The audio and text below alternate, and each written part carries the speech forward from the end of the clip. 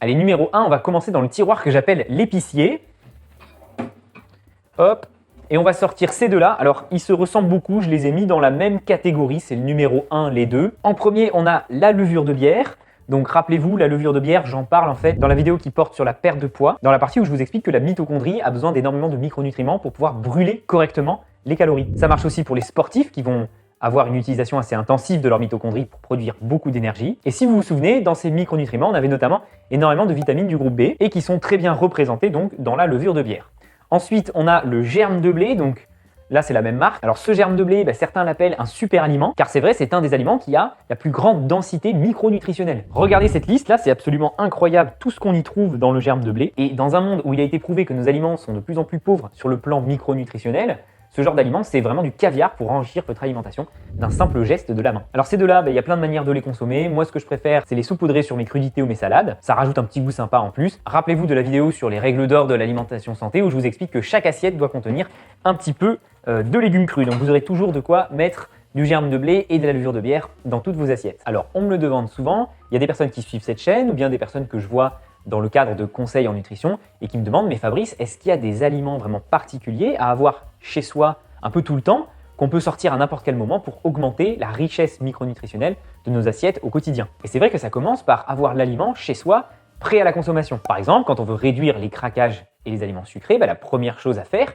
c'est de ne pas en acheter. Vous n'en avez pas chez vous, donc vous n'êtes pas tenté. Et c'est la même chose quand vous voulez adopter un modèle alimentaire plus sain. Il suffit de connaître les quelques aliments qui ont une grande densité micronutritionnelle et les avoir dans ces placards toujours prêts à portée de main. Alors ici en bas, on va avoir le vinaigre de cidre. Alors le vinaigre de cidre, il pourrait probablement avoir sa vidéo dédiée tellement il y a de choses à dire dessus. Pour aujourd'hui, on va juste retenir que s'il est non pasteurisé, il contient énormément d'histamine. Et ça veut dire que si vous le mettez sur vos crudités en entrée, l'histamine qu'il contient va vous faire sécréter énormément d'acidité gastrique. Et ça, c'est génial parce qu'une meilleure acidité gastrique, c'est le garant d'une meilleure digestion de tout votre repas, notamment des protéines. Donc moi, j'en consomme en entrée sur mes crudités, quasiment à chaque fois que mon repas est un petit peu copieux. Donc étant donné que ça va faire augmenter l'acidité gastrique, forcément, on le déconseille chez les personnes concernées par des problématiques d'ulcères gastriques ou qui prennent des IPP, les inhibiteurs de la pompe à protons. Donc ça, c'est tous les médicaments qui finissent en OL, là, regardez sur la notice, ou le très connu Inexium. Ces médicaments-là, ils ont pour but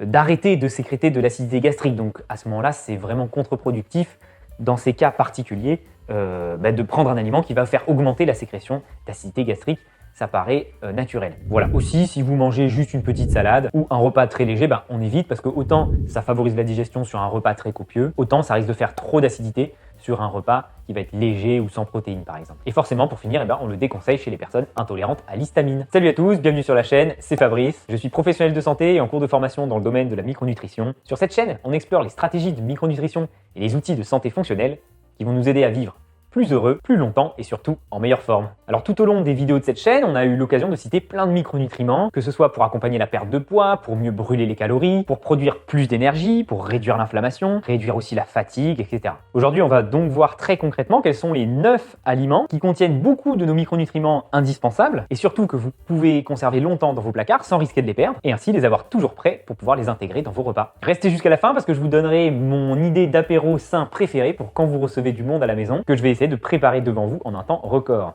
Petit indice, c'est un plat typique du Proche-Orient. Allez, on continue. Donc maintenant, on va s'intéresser à l'huile d'olive. Je vous la sors. Donc l'huile d'olive, j'ai pas besoin de mettre en avant ses bienfaits pour le coup. C'est un des piliers du régime méditerranéen ou crétois. Ce régime étant très connu pour réduire les risques de maladies cardiovasculaires. Il est très connu aussi pour la longévité qu'il donne aux personnes qui le suivent. On va y trouver de la vitamine E qui est un puissant antioxydant et aussi des oméga 9 qui sont très importants pour l'organisme. Alors à noter que si vous la faites cuire, ces éléments seront perdus. Donc les bienfaits de l'huile d'olive, ce n'est que si on la consomme crue. Bon, elle supporte un peu la montée en température, mais il ne faut pas non plus en abuser.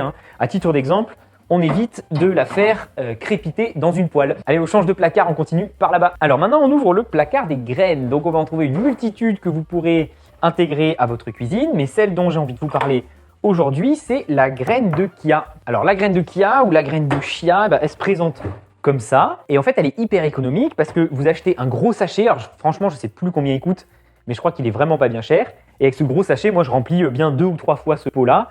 Et après, c'est vachement économique parce que vous n'allez pas en utiliser beaucoup. En fait, vous mettez une cuillère à soupe, ça suffit. Et l'idée, c'est de mettre ça dans un bol et les faire gonfler en fait ces graines de chia avec du lait ou bien du lait végétal. Vous remuez un peu et hop, ça part au frigo. Le lendemain matin, ça vous donne une pâte un peu de la consistance d'un yaourt. Il vous faudra quelques essais par rapport à la quantité de lait pour avoir la texture souhaitée à la fin, mais vous y ferez avec l'habitude, puis vous aurez la consistance parfaite. Alors pourquoi c'est génial comme aliment?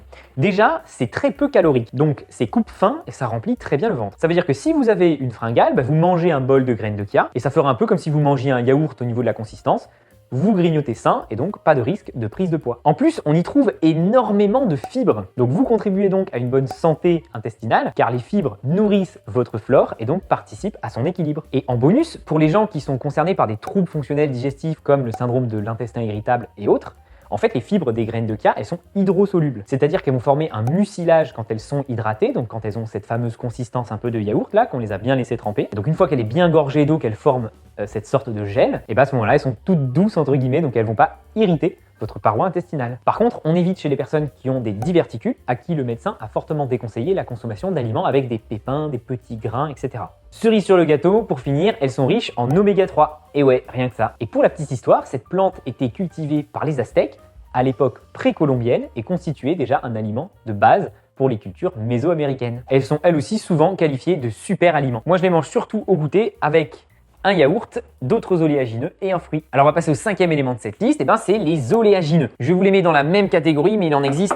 énormément de variétés, donc la noix de cajou, la noix du Brésil, la noix de pécan, la noix de macadamia, la noix de Grenoble, etc. On a aussi les amandes, les noisettes, et moi je vous ai déjà parlé de la noix du Brésil, donc c'est celle-là, pour sa richesse en sélénium et pour ses bienfaits sur votre glande thyroïde. C'est pareil pour des collations saines, mais moi j'ai toujours mon petit pot avec moi, et au boulot ça me permet de prendre des collations saines, donc dans la matinée ou dans l'après-midi, j'ai toujours un petit carré de chocolat noir avec pour la gourmandise. Donc ces oléagineux, ils sont riches en micronutriments, donc on a le magnésium, le sélénium, etc. Je vais pas vous faire la liste, elle est très très longue. Les oléagineux sont aussi riches en bons gras, donc c'est les acides gras insaturés dont on a déjà parlé. Et attention, dans tous les cas, il faut les acheter ni grillés ni salés. Sinon c'est pareil, la cuisson va altérer les qualités micronutritionnelles de ces aliments. Moi je les prends en vrac, je les achète dans un magasin bio, puis après je les mélange un petit peu dans les pots. Mais c'est pareil, on les trouve un peu sous toutes leurs formes dans tous les magasins. Allez, on passe aux protéines avec les œufs. L'œuf c'est pareil, je crois qu'il mériterait sa vidéo entière. On y trouve de la cystéine. Ça, c'est le précurseur de la dopamine, le véritable booster de votre cerveau, et c'est pour ça que je vous dis de consommer des œufs le matin. Alors, vous avez trouvé l'erreur? En fait, c'est pas la cystéine, le précurseur de la dopamine, mais bien la tyrosine, qui est un autre acide aminé. C'est pas une grosse erreur, parce que de toute façon, tous les acides aminés sont représentés dans l'œuf, ce qui en fait un super aliment. La cystéine, elle est hyper importante pour le cheveu, les ongles et la peau. Allez, on y retourne. On a aussi de la B5 pour dans la mitochondrie, transformer les calories en une forme qui va être brûlée beaucoup plus facilement. On ne va pas plus s'étendre sur le sujet, il y a vraiment 1000 vertus à l'œuf. Abonnez-vous à la chaîne si vous voulez en savoir plus. Vous serez averti dès que la vidéo concernant l'œuf sortira. Les œufs, ça fait partie de l'aliment pratique qu'on n'a pas de mal à conserver en dehors du frigo. C'est pour ça que je les mets aussi dans cette vidéo. Et on peut les consommer sous toutes leurs formes. L'idéal, donc comme on l'a dit, c'est au petit-déj. Mais on peut aussi, par exemple, les avoir sous forme d'œufs durs. On les emmène avec soi, puis pareil, ça fait une collation saine à prendre sur son lieu de travail. Allez, en numéro 7, on va continuer avec les protéines. Et donc, on va mettre dans la même catégorie deux petits poissons gras que je vais vous montrer. Alors, on va avoir par ici le foie de morue et les petits poissons gras. Alors, le foie de morue, on en a déjà beaucoup parlé sur la chaîne. Donc, vitamine A, vitamine D, oméga 3. Et vous avez les petits poissons gras en boîte, style maquereau, sardines, harengs, etc., qui eux aussi vont être très riches en oméga 3, et notamment la forme très rare qu'on veut absolument se procurer, qui sont EPA, DHA. Alors ces deux-là, ils sont formidables à avoir chez soi, parce que quand on arrive à l'heure du repas, qu'on est fatigué, qu'on ne sait pas quoi faire, on n'a pas le temps, et on sort une de ces deux boîtes, et on n'a plus qu'à préparer un petit légume vapeur à côté, un petit peu de féculent comme un dôme de riz, ou une légumineuse, et ça y est, vous avez un repas riche sur le plan micronutritionnel, sans vous prendre la tête, et avec zéro effort. Le poisson, retenez que c'est impératif d'en avoir 1 à 2 fois par semaine. C'est à la fois le strict minimum pour avoir des bons taux en oméga 3, donc EPA, DHA, mais aussi c'est un peu un maximum à cause des métaux lourds qu'ils peuvent contenir du fait de la pollution des mers. C'est pour ça qu'on va préférer des petits poissons gras de début de chaîne alimentaire qui vont contenir moins de métaux lourds en proportion que des gros poissons carnassiers de fin de chaîne alimentaire qui ont un cycle de vie plus long. Assurez-vous juste qu'ils soient bien dans de l'huile d'olive, d'huile de colza ou autre, parce que s'ils baignent dans l'huile de tournesol, là vous perdez tout l'intérêt micronutritionnel, parce que ça va être trop riche en oméga 6 et donc très pro-inflammatoire. Ça, on en a déjà parlé dans la vidéo sur le sujet. Et pour finir avec le foie de morue, celui-là, ne vous arrêtez pas aux préjugés que l'huile de foie de morue, c'est pas bon. Essayez de manger du foie de morue sur une tartine ou en salade, ça passe super bien. Et pour les gourmands, il faudra même faire attention.